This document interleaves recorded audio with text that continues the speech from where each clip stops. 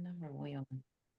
28. All right, so we're back 6. together again. We're picking up where we left off last time. We were at 28:6. So we'll go from there in the book of Proverbs. So, Sue, would you like to read the start?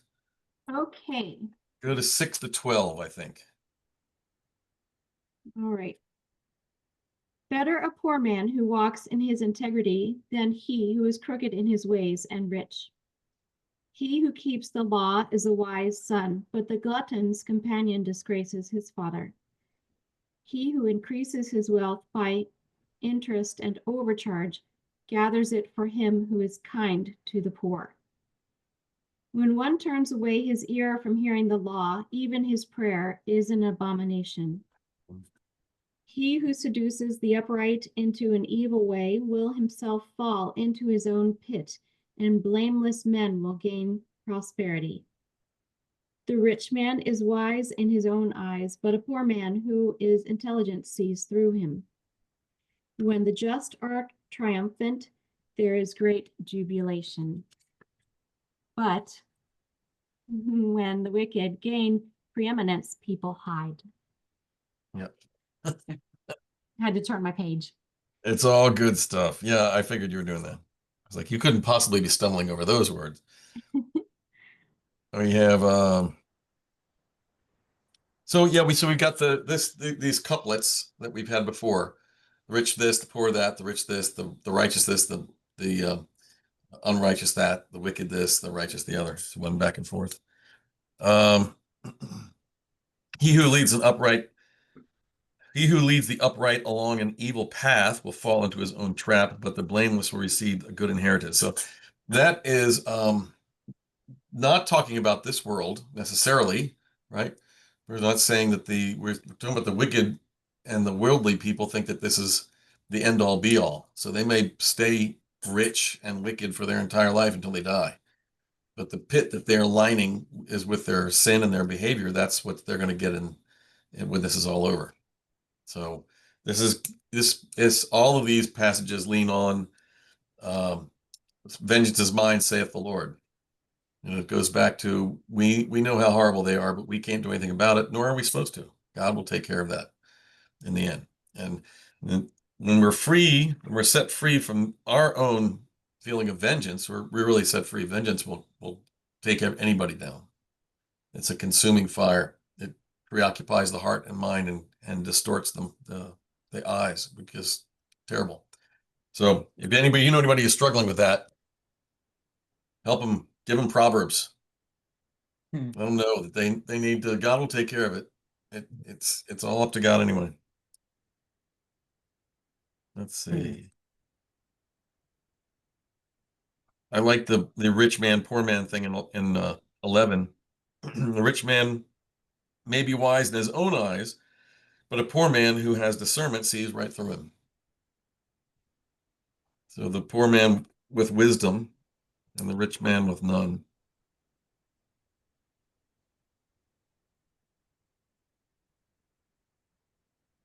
Let's see. Any other ones in there stand out for you? Well, 9 is pretty obvious. I think that must mean your intention. Like some people who pray the same thing all the time, and because they keep committing the same sin and kind of knowing they're gonna do it again. Yes.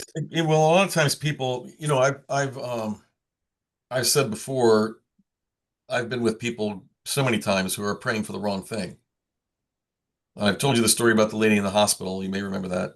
And she instructed me to go in and pray for her husband. She told me, pray for him. And then for her, she wanted me to pray for strength and for,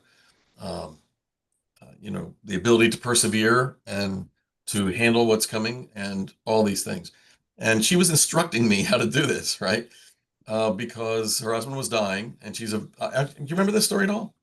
Yeah. A little bit. Yeah, a little bit. Yeah. And I didn't do that. I realized at when I was supposed to end and leave that those were all the wrong prayers. She had all this stuff. She had that stuff in abundance. She was praying for things she already had. And because what she needed, she didn't want. And that was to be weak and to be vulnerable and to be open and to be Mhm. feeling. And that's what she needed to pray for. So the people who don't adhere, don't listen to God. So the law here is translated. We're talking about the law of Moses at this point in Solomon's world. So you've got relying upon that law. For us, it's relying upon the revelation of Jesus and what he tells us. So the people who don't do that are really relying upon themselves. They're saying, I know this, but they don't know this. And so their prayers are praying for the wrong thing. They're really praying for themselves in a way that aren't the prayers that they need.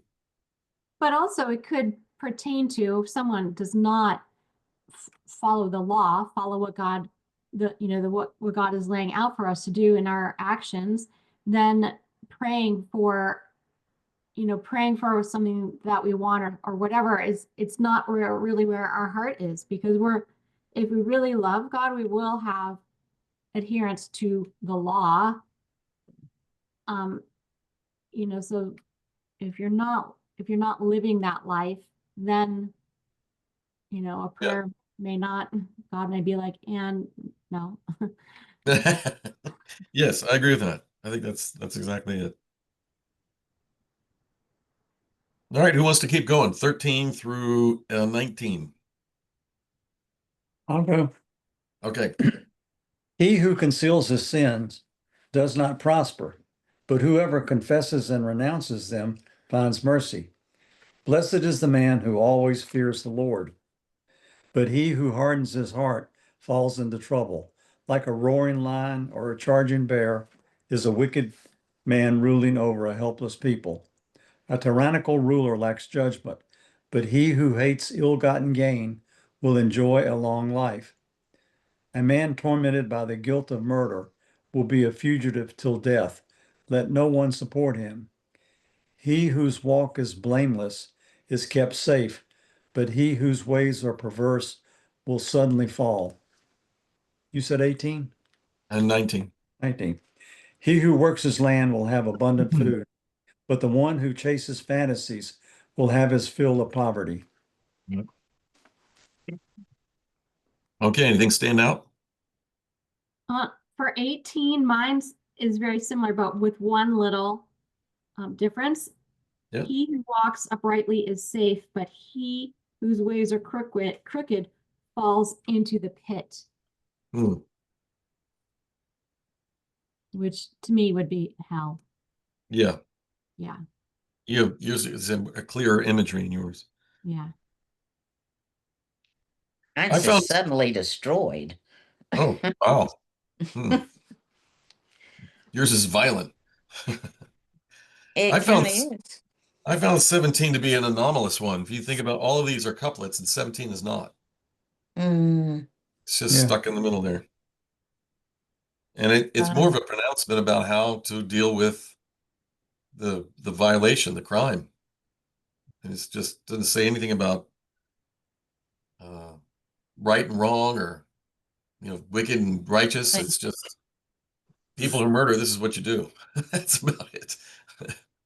my 17 said, a murderer's tormented conscience will drive him into the grave. Don't protect him! Exclamation mark. Yeah. Yeah. It's not a couplet. It's not doesn't Wow. fit. Don't Doesn't protect him. no. Doesn't fit with the other ones, but it's just a kind of in your face pronouncement about what to do or not to do if you know somebody who's committed that terrible crime. Yeah. 14 is repeated many times in Proverbs. Yes, and there's that fear of the Lord that comes Yeah. back that I said was the primer all the way through. All right, how about 20 through let's just go to the end, 20 through 27. That's the end. Mine ends on 28. Yeah, mine Is does it? too. Oh, you're right. You're right. Mine that's separated from 27 of mine. I wonder why. Well, we could split it then. How about 20 through 24 and 25 through 28? 20 through what? 24. 24. I'll try it. The trustworthy person will get a rich reward, but a person who wants quick riches will get into trouble. Showing partiality is never good, yet some will do wrong for a mere piece of bread. Greedy people try to get rich quick, but don't realize they're headed for poverty. In the end, people appreciate honest criticism far more than flattery. Anyone who steals from his father and mother and says, "What's wrong with that?" is no better than a murderer. Ooh, wow. What's wrong with that? Mine says, he who robs from a father or mother and says it is not wrong is partner to him who destroys. Yeah. You got a violent Bible there. Murder would hear me. So mine has the word a brigand. He who Oh, defrauds father or mother and calls it no sin is a partner of the brigand. And a brigand, the definition of brigand, is a member of a gang that ambushes and robs people in forests and mountains. well, great word. Mountains. A little archaic. I like it. Well, Keep those old words alive. All right. Any other ones in there stand out? A lot of these I've recognized very clearly from earlier chapters. The one that got me with the land. He who works the land will have abundant food, and the one who chases fantasies will have his fill of poverty. That seems to have gone over and over again in our past ones of different ways of saying it. Same thing. If you don't store up food, if you don't begin your food, we've talked about it several times. Remember that television program I told you about where the people didn't make it? They all walked off the farm, Yeah. went to McDonald's because they just didn't do it, and they had to stop the program because they said they would die. So it was the end. It didn't make it a season. So it was the end. All right, how about 25 through 28 then? Gail, you want to read? Okay. He who is of a proud heart stirs up strife, but he who trusts in the Lord will be prospered. He who trusts in his own heart is a fool, but whoever walks wisely will be delivered. He who gives to the poor will not lack, but he who hides his eyes will have many curses. When the wicked arise, men hide themselves, but when they perish, the righteous increase.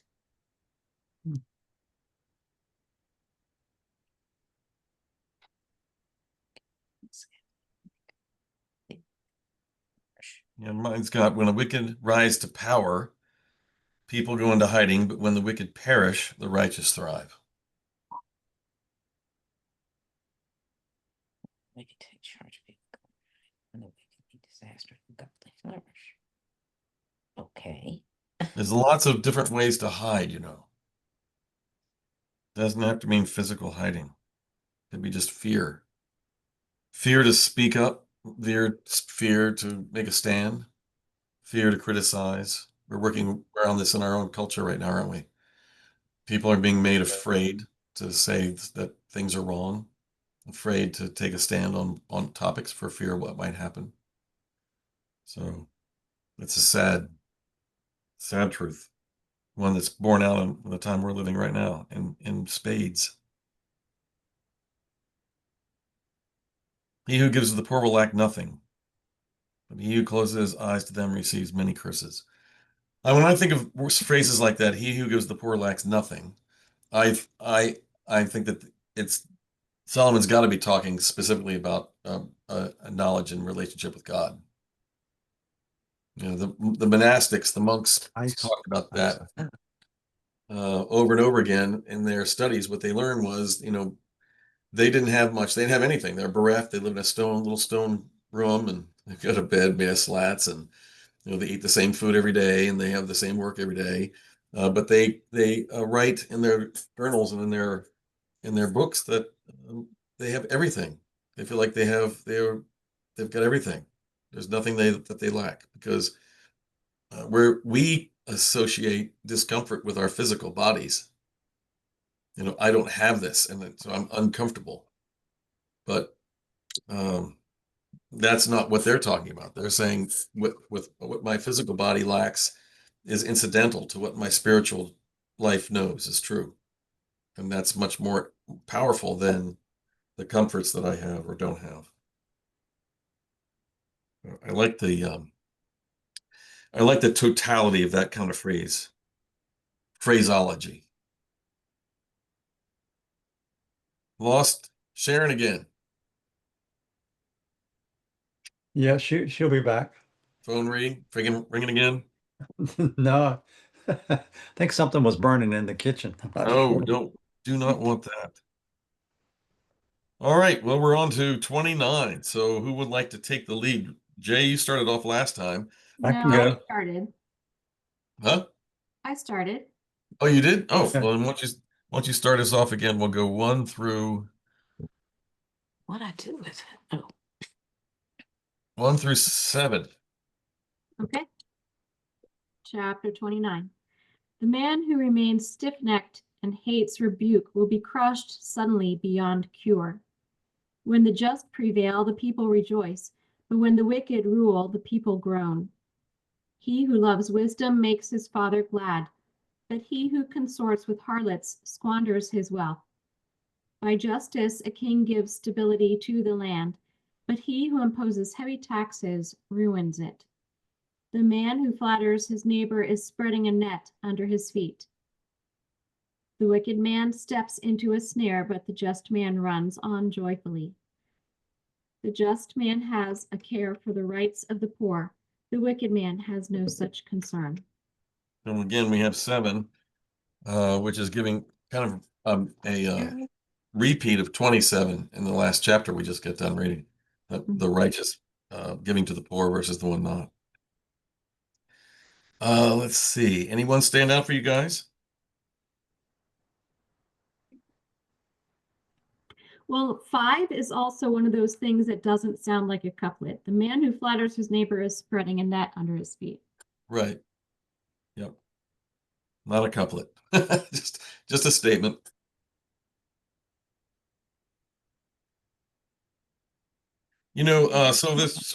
We hear Solomon doing this a You read lot. 1 through 7. Yep. We hear Solomon doing this a lot, and then he does it again in number 3. I was actually going to talk about this, but I will wait for next week to do that. I'll just mention this. So mine says, a man who loves wisdom brings joy to his father, but a companion of a prostitute or of prostitutes squanders his wealth. So prostitutes and harlots or wayward women. I have so many different translations here of how this is translated by the uh, by the um, tr- by the translators. So when in this, Solomon's not just talking about the person of a prostitute or the person of a wayward woman or the person of a harlot. It is what that person represents. It's the way that the life is spent. So here you have, but a companion of prostitutes squanders his wealth. So prostitutes represents all of the immoral badness that we have. It does not, and it certainly can mean a person, a woman who has that job or has taken that job, but it's also has a much deeper metaphorical meaning of just everything that's counter to what God has put forth. So we can hear it or should hear it both ways, not just the one. I was even saying last week, if you remember, uh, in a different but like um, passage, I compared the harlot to Snidely Whiplash. Right? I said, you can just take harlot out and put Snidely Whiplash in because everybody knows that Snidely Whiplash is bad. So let's read it again. But a companion of Snidely Whiplash squanders his wealth. See how it works? It doesn't have to be a harlot. It's just everything that's counter, immoral and wrong and evil to the person of God. Remembering again that prostitutes, in their function uh, as a spiritual, um, in the world of spiritual life, is a corrupter. So you're not you don't you get more than you give when you entertain the idea of uh, of companionship with immorality or evil, because it taints the person. The other person's already tainted. The person who then engages in that is then tainted, and that's really hard to get rid of.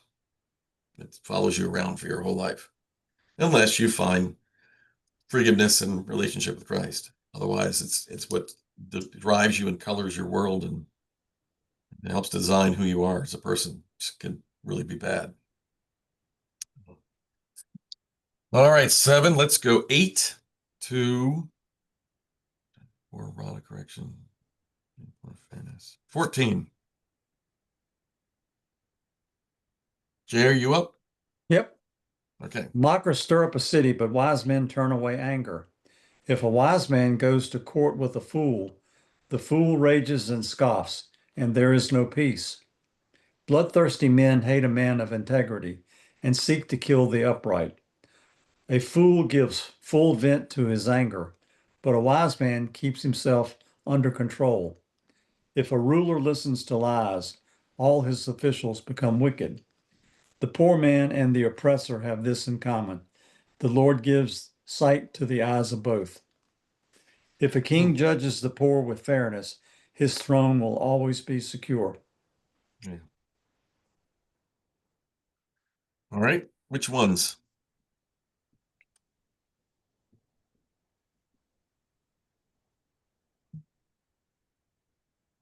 I think 13 is another one that doesn't quite fit in the way the other ones do. It stands out. The poor man and the oppressor have this in common. That's an interesting, we haven't heard stuff like that before. The Lord gives sight to both eyes. So I think when I read that, I hear Solomon saying that both of these men have the same equipment. And they're not predestined for this or that. It's how they use that equipment that produces whatever their life turns out to be. But God gave them the ability to be both equally.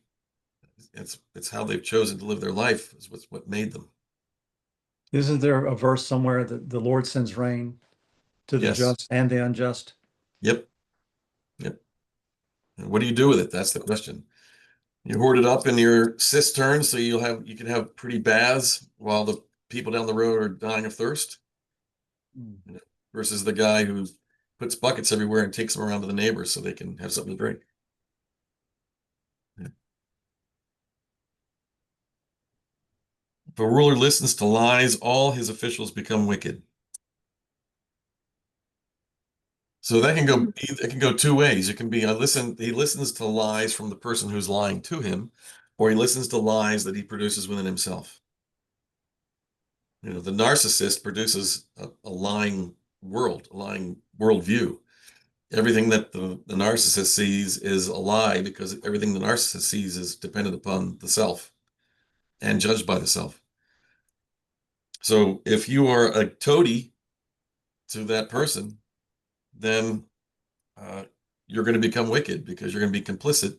You don't necessarily have that worldview, but you're supporting that worldview in the other. So like converting with the prostitute, you have then been corrupted and become that wicked thing. Solomon's pretty timeless, isn't he?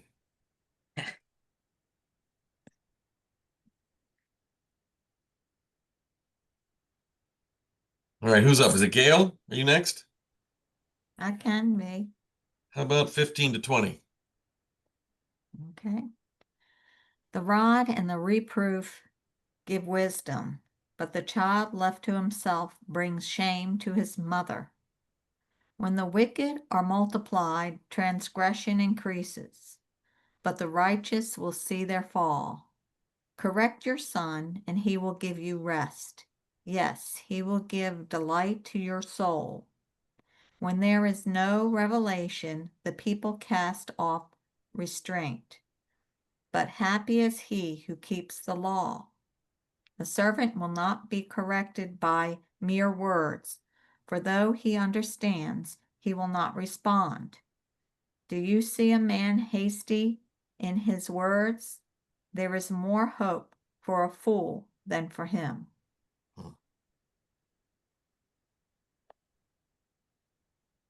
I think any parent would understand 15.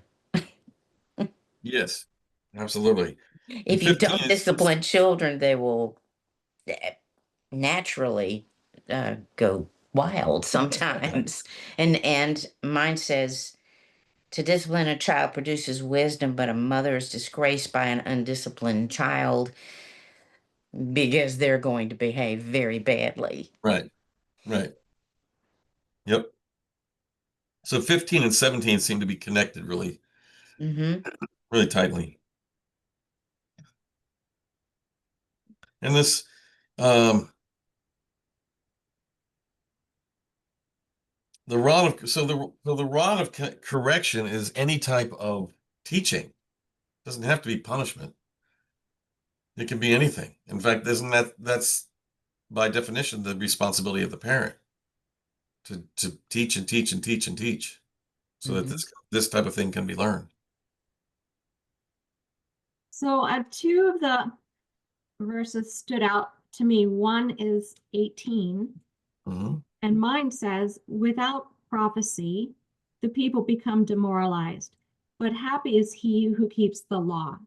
So there actually in the olden times was 400 years before Christ came, there were no more prophets. Right. Right. So for a long time, they didn't have prophets. When they had been used to having prophets, suddenly everything became silent for them. This was kind of a way of, the foreshadowing of, or somehow guidance. It's a prophecy in itself. When there's no prophecy, when there's no prophet there, people can lose their hope and lose their way. But if you remain with the law and do what is instructed in the law that God gave, then you will still be happy for that time when things can turn. Yes. Yeah. The law will carry you through it. Yeah. We watched the uh which on what season is it now? I think it was third season maybe of The Chosen. And I'm gonna give one away, but it's not gonna be a big thing. So the Pharisees, remember, they go to Jesus and they say, um, do you follow the law of Moses? And Jesus says, I am the law of Moses. And it's like, oh, it erupts at that point. So I think that's exactly what Susan's saying. I mean, that type of thing. We don't have any prophets going around talking and doing stuff. So the demoralization is possible, even for Israel, to be demoralized by what's going on. But the individual, you're talking about individuals, not peoples. So the individual person is responsible for themselves and they follow the law. So Mhm. without the prophet, they are still saved. They still could find their way. If they start looking outside of themselves, oh, it's only outside of me. Oh, there's no prophet outside of me. Oh, it's terrible. It's terrible. Then they're abdicating their own the ability to be responsible for their own life. And that leads them astray every time. Every time. Yeah. We're seeing this today with the people that are claiming in our country to be, I say this with sadness, but claiming to be Christians, but they have no idea what that means. They don't know the scripture. They don't know what Jesus talks about. They don't know the meaning of the relationship. They are just repeating that word and then using the solidarity of others who repeat it to garnish power and authority. But it's a shame. It's a horror, especially to the world, to other people who don't know what Christians are, and they see that and they think that's what they are. It's terrible. It's awful. They've I made think about, Hmm. I'm sorry. No, go ahead. I think about thou shalt not bear false witness. Mhm. I mean, you've got 10 big ones there. If you can't follow those, are you a Christian? No, you can't be, because like I say, the law is fulfilled in Christ. So the law, what Jesus did with the law is the law for the Hebrew was this thing that was given by God to Moses that I've learned. And because I know this came from God, I'm going to do it because I respect God and I'm afraid. So that's it. It's the rule. But I don't necessarily have anything beyond the rule, but fear. I fear what healthy fear or not unhealthy fear, I know the Lord through the reality of what God has done, and I know to follow these rules because that's what God has said to do. And because I respect God and I fear God, I'm going to follow the rules. But now, when Jesus fulfilled the law, those rules became implicit in me. If I know Jesus, then I'm not going to have any problem following the law because Christ fulfilled the law. So if I'm a relationship in Christ, then the law is fulfilled within me. I don't have any thought about it. I don't have to think, oh, I really want to do that, but it's written on the tablet. That's not that's not there. It's all inside of me. I don't have to think that. I don't think that way. Who thinks that way? So the that movement from outward to inward is made complete in Christ. So these people that are doing these things, not realizing or acting like they know what it says on those tablets or care, are just saying or showing the world that they don't have that inward understanding of who Christ is in relationship. So without holding that tablet up in front of them, it's nothing that they adhere to. Out of sight, out of mind. Aren't they putting the Ten Commandments up in school somewhere? Mm-hmm. Or want to? Yep, they've been fighting it, ever since Madeline Murray O'Hare got them knocked out with a bunch of other Ugh. things back in 1962. Been trying to put them back and in different places, mainly in the South so far. They've been successful in putting them back here and there, blurring the church and state.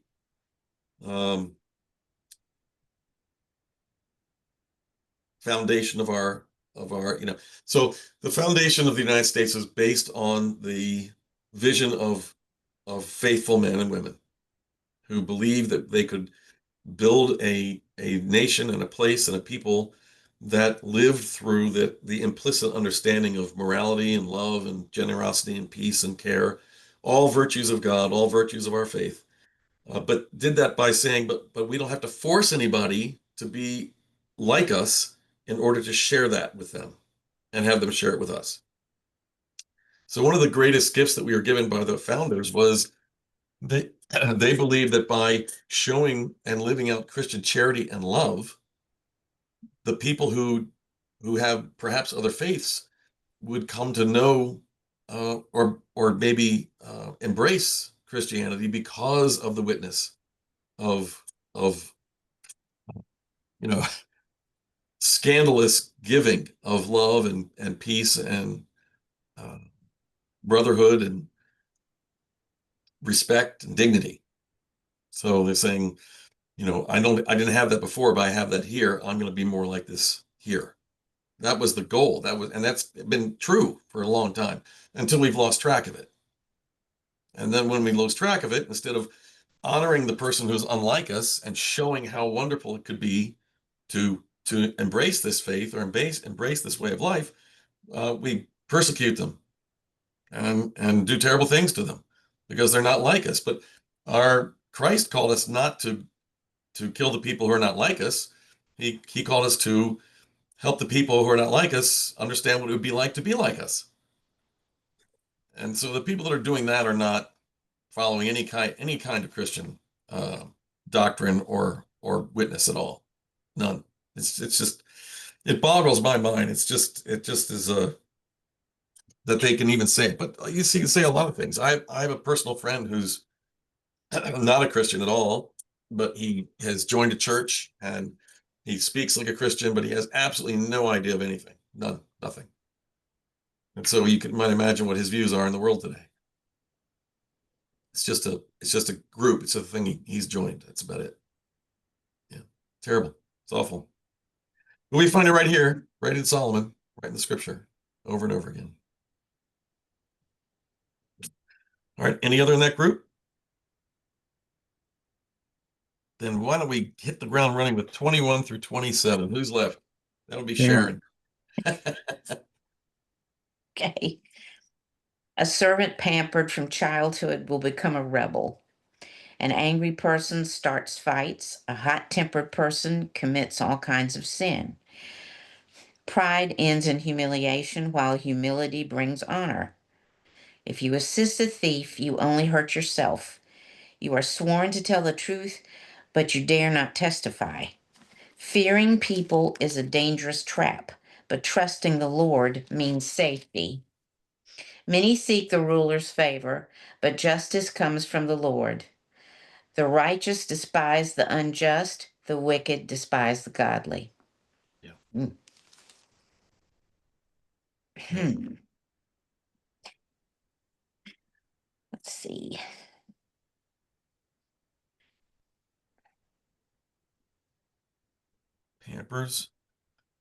Pampers, angry, pride, accomplice. And then in 25, trust in the Lord.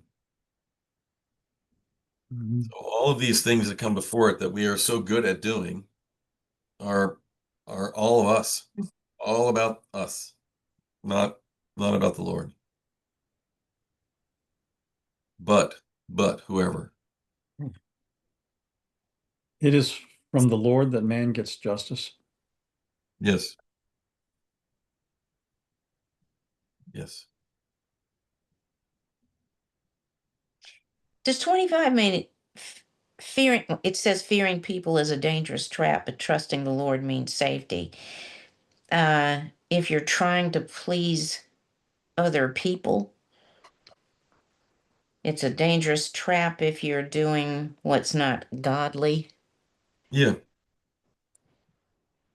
So people that are trying to, yeah. Well, we can even look, we can, I mean, I just do repeat what I said a minute ago. So, um, fear of man, I think that these people that are exercising their authority these days to persecute other people that are different are just afraid. They're just tiny little people that are afraid of anything different than they are. They want it to be gone. And they, because of that, they're willing to afflict and hurt anyone that's in their way to assuage their own fear and gather and garner with themselves more authority and more ability to do whatever they want to do.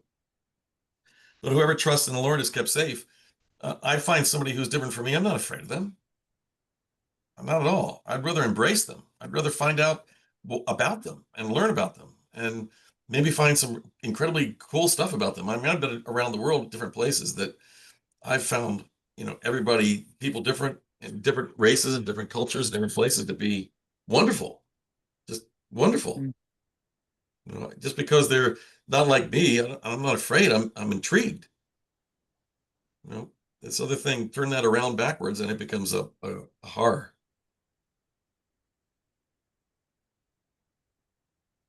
I've never felt.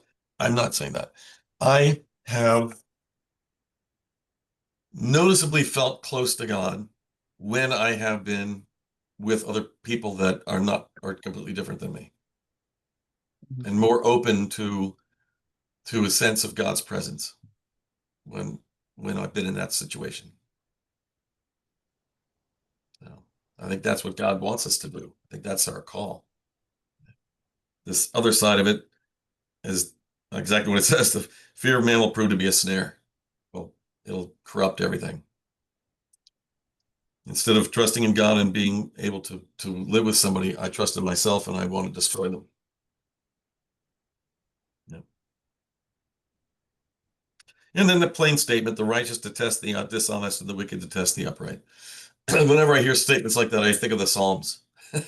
Think about the Psalms where the psalmist is saying all this stuff, and then he winds up by saying, "Oh God, destroy the wicked. Oh Lord, how long until you destroy the wicked?" So they don't really detest the dishonest. But there's the monastics have written about this too. There are reasons for that because even while I'm righteous and upright and I follow my Lord, I'm still only human. And so the unrighteous and the wicked are still provided temptation. May not be a lot of temptation, but it's still a temptation. And I don't know if I'm sure you have been in a place in your life where you have not wanted to do something, and you know that it's good for you, and you have not done it. And then you find yourself around somebody who's just tempting you to do it. And you're not going to do it, but doesn't it make you angry? It's like, what's it? And just want to get away from them. Just get away. It's just, I did, and I can't, you know, I've often asked God, why did I just get put in that situation? Why are you testing me? You know, like I'm not going to do it. But I'm pointing my my mind back at the people, saying, if only they weren't the way they were. You know, I can't stand that. Why are they like that? I detest it. So I understand this completely. The psalmists are just normal human beings. That's all. It's just like us. And with that, we're at 8:30, and we're at 30. We're right on the end now. 2 more chapters, starting off with the sayings of Agar. You're here. And then moving on to the king. And we're all set. So we're going to be, the format now is going to change a bit. So we're not going to have these couplets like this. It's going to be a little different. And we'll come back to it. So as we get ready for next week, which I'm pretty sure, let's see. Nah, Agar's thick. They're both thick. So let's say we might get through it next week. I think probably 2 weeks. But for the next 2 weeks, think about where you want to go next. What's the next book?